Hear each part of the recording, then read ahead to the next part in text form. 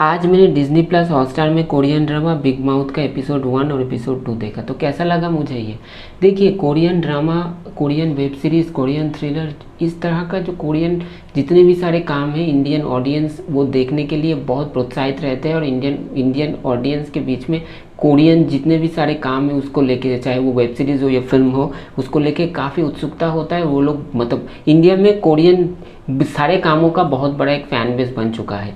तो इसी वजह से डिज़नी प्लस हॉटस्टार में ये दिखा रहा है। तो मैं जब बिग माउथ का एपिसोड 1 और एपिसोड 2 देखा तो मुझे काफ़ी पसंद आया। और मैं आप सभी को यही कहूँगा कि आप ज़रूर एक बार इस वेब सीरीज़ को देखिए। एपिसोड 1 और एपिसोड 2 ही रिलीज़ हुआ है, तो आप लोग ज़रूर देखिए, ये अच्छा लगेगा आपको देख के। क्योंकि इस वेब सीरीज़ का जो कहानी है, जिस तरह से यहाँ पे नैरेट किया गया है, दिखाया गया है, और मतलब लेयर जिस तरह से ओपन किया गया, तो हर इंसान को ज़्यादा दिमाग लगाने का ज़रूरत नहीं है। बहुत आसानी से वो समझ में आएगा उन लोगों को कि ये वेब सीरीज़ से कहना क्या चाह रहे हैं। इसका जो स्टोरी लाइन है ये बहुत अच्छे थे, मतलब एकदम सिंपल वे से बताया गया है ताकि सबको समझ में आए, जो कि इसका एक बहुत बड़ा पॉजिटिव पॉइंट है। इस वेब सीरीज़ के एपिसोड 1 और एपिसोड 2 के कहानी के बारे में बताया जाए तो मैं यही कहूँगा कि पार्क चैंग हो बोल के एक लॉयर है, जिनका मतलब प्रोफेशनल लाइफ ठीक ठाक नहीं है। क्योंकि वो जितने केस लड़े उसमें से सिर्फ 10% वो जीत पाए, बाकी 90% वो हार गए। एक बैंक का कर्जा है उसके ऊपर क्रेडिट कार्ड का कर्जा, तो उसको लेके वो और वो उसका वाइफ में काफ़ी बीच में काफ़ी झगड़ा होता है। और ये इतना ज़्यादा बात करते हैं, तो इसीलिए उसके आसपास के जितने भी लोग हैं या उनके रिश्तेदार हैं, उनके रिलेटिव्स हैं, दोस्त हैं, सभी उसको बिग माउथ कह के बुलाते थे। लेकिन अचानक से एक बार एक मर्डर केस में पार्क चैंग हो फंस जाते हैं, और उसके बाद उनको वो जब मतलब सेल पे जाते हैं, यानी जेल उनका हो जाता है, तब वहाँ पे जेल में अचानक से एक सीक्वेंस के वजह से एक इंसिडेंट होता है, जिस वजह से उनको सब कोई कोरिया का जो एकदम ड्रग पैडलर है, जो बहुत बड़ा एक माफिया किंग है, सब कोई उनको बिग माउथ सोचते हैं। लेकिन वो खुद हैरान हो जाते हैं पार्क चैंग हो कि वो कैसे, वो खुद को नहीं पता है कि वो बिग माउथ है, वो कैसे बन गए बिग माउथ। उनको जो बिग माउथ कहा जाता है तो वो मुंहफट है, ज़्यादा कहते हैं इसीलिए उनका बिग माउथ है, थोड़ी ना वो इतने बड़े ड्रग डीलर और माफिया है, ऐसा तो नहीं है। लेकिन इसके बाद उनको वही क्या क्या इसके बाद सिक्वेंसेस वो यहाँ पे दिखाया जाएगा। और एक पार्ट में यहाँ पे है कि पार्क चैंग हो का जो वाइफ है उसका नाम है गोमी हो, जो कि बेसिकली एक नर्स है। वो बहुत ही एक ऑनेस्ट, एक मतलब बहुत ऑनेस्ट है।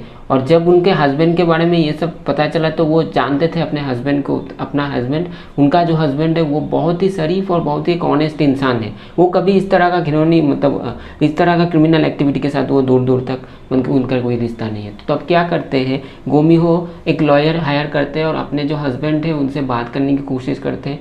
उसका जो हस्बैंड है वो उनसे बात करना नहीं चाहते थे, वो भी दूसरा कुछ सोचते थे, एक प्रोस्पेक्टिव उनका भी है। जब आप वेब सीरीज़ का एपिसोड 1 एपिसोड 2 देखेंगे तो आपको पता चलेगा। लेकिन गोमी हो को पता था कि उनका हस्बैंड जो है मतलब बेकसूर है, उनका कोई गलती नहीं है। तो अब क्या करते हैं, गोमी हो ये ठान लेते हैं, और मीडिया का एक सीक्वेंस है वहाँ पर दिखाता है, मीडिया के सामने वो ब्रीफिंग देते हैं कि मेरा हस्बैंड निर्दोष, मतलब उन्होंने बेकसूर है और मैं अपने हस्बैंड के लिए लड़ूंगा, मतलब जो भी बन पड़े मैं करूँगा, लेकिन मैं अपने हस्बैंड को जेल से बाहर निकाल के रहूँगा। अगर एक्टिंग के बारे में कहा जाए तो पार्क चैंग हो के कैरेक्टर में ली जोंग सुक का एक्टिंग मुझे बहुत पसंद आया।